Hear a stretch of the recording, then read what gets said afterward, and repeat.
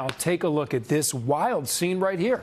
This is what happened when a group of teenagers entered a restaurant in Queens over the weekend and decided to just trash it.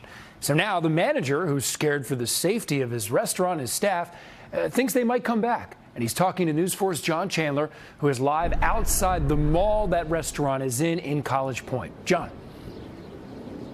Yeah, and Adam, that video is quite disturbing. It is also perplexing to everyone, including police, and that's because it's not like these teens just came in off the street into the place. They had to take an elevator to get up to the restaurant, which is on the third floor of this mall complex. Now, the manager does not speak English. He told us through a translator that it was a terrifying scene and ordeal.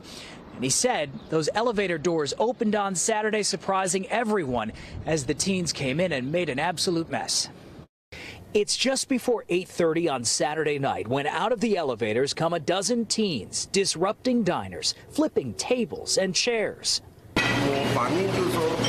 Manager Tony Hu says the entire incident lasted about a minute. He tells us nobody was hurt, but everyone at the restaurant is rattled. The teens wore masks and hoodie sweatshirts as they stormed through the main dining area, leaving this broken window and more than $20,000 in damages. The incident was over within a minute. The manager said during the course of it, he hid behind the counter and called police. He also instructed his staff not to engage with the group as they ransacked the place, worried for their safety.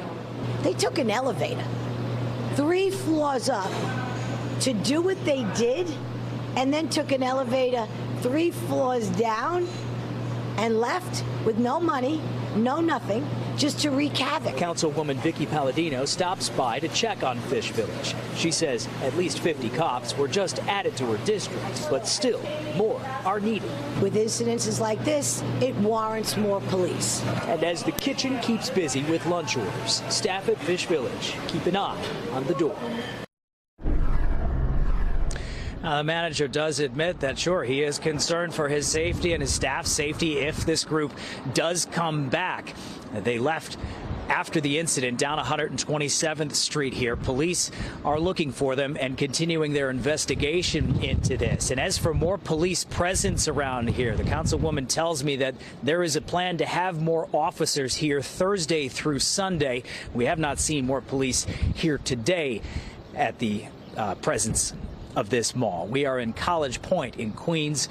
I'm John Chandler, News 4 New York.